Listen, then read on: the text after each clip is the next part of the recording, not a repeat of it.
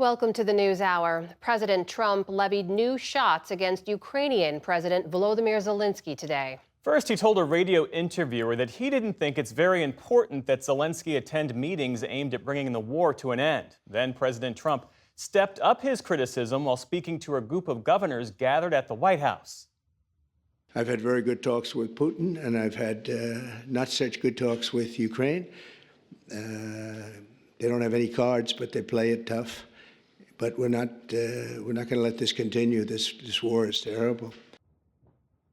These latest comments follow a week of escalating tensions between Trump and Zelenskyy, which has seen the president refer to Zelenskyy as a dictator and falsely claim that Ukraine started the war. A federal judge in Manhattan adjourned the corruption case against New York City Mayor Eric Adams today. But Judge Dale Ho left the charges against him in place for now. The judge also appointed an outside lawyer, Paul Clement, to present independent arguments on the DOJ's motion to drop the case. He was Solicitor General under former President George W. Bush. The push to dismiss Adams' case led to a wave of resignations by federal prosecutors. This week, New York Governor Kathy Hochul said she would not use her legal authority to remove him from office for now. Also in New York, Luigi Mangione, the man accused of killing United Healthcare CEO Brian Thompson, appeared in court today for the first time since his arraignment on state murder and terror charges 2 months ago.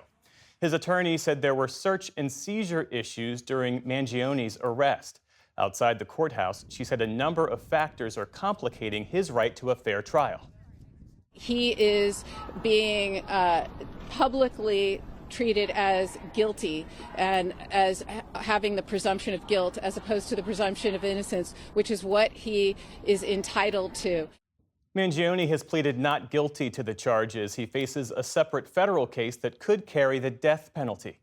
A jury in western New York found Hadi Matar, the man who stabbed author Salman Rushdie, guilty of attempted murder today.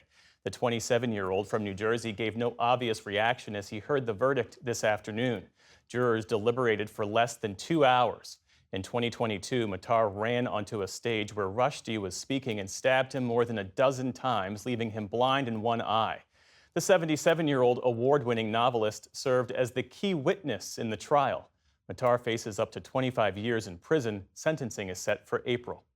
The mayor of Los Angeles, Karen Bass, dismissed the city's fire chief today over her handling of last month's deadly wildfires.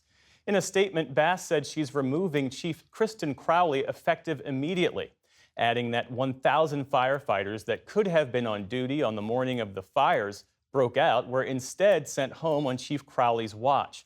The Palisades fire erupted in early January and went on to destroy or damage 8,000 homes and other structures. At least 12 people were killed. In the Middle East, Hamas says it released another body to Israeli officials today after confusion over yesterday's transfer of hostage remains led to concerns about the fragile ceasefire. Forensic evidence found that one of the 4 bodies transferred yesterday was not that of Shiri Bibas, as had been promised. Her remains were due to be returned, along with those of her 2 young sons. Hamas claims they were all killed during an Israeli airstrike alongside Palestinians. Israeli Prime Minister Benjamin Netanyahu said today that Hamas is to blame for their deaths. Who kidnaps a little boy and a baby and murders them? Monsters, that's who. I vow that I will not rest until the savages who executed our hostages are brought to justice.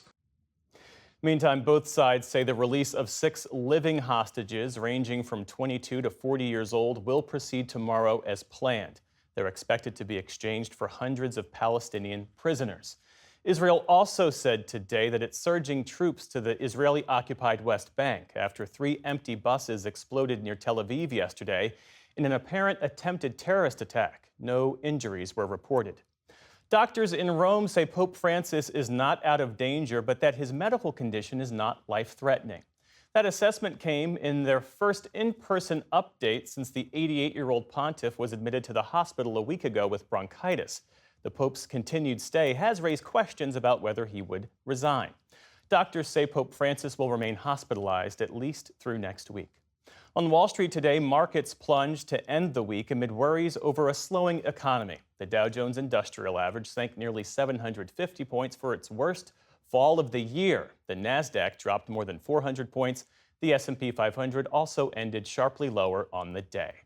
And they say revenge is a dish best served cold. Last night, though, it was served on ice. Canada beat the U.S. 3-2 in an overtime thriller to win the inaugural Four Nations Face-Off hockey tournament. The victory comes as relations between the two countries remains frosty amid Donald Trump's tariff plan and comments about making Canada the 51st state. Canadian Prime Minister Justin Trudeau after the game wrote, "You can't take our country and you can't take our game." Team USA has not beaten Canada in an international final or championship series since 1996. And the New York Yankees are ditching a nearly 5-decade rule on facial hair. Owner Hal Steinbrenner announced today that players can now sport beards so long as they are, quote, well-groomed. Steinbrenner is the son of the late George Steinbrenner, who banned long hair and beards back in 1976, though mustaches were still okay. The younger Steinbrenner today admitted that the policy for today's generation is outdated, adding that he'd hate to lose out on good players because they didn't want to play under such restrictions.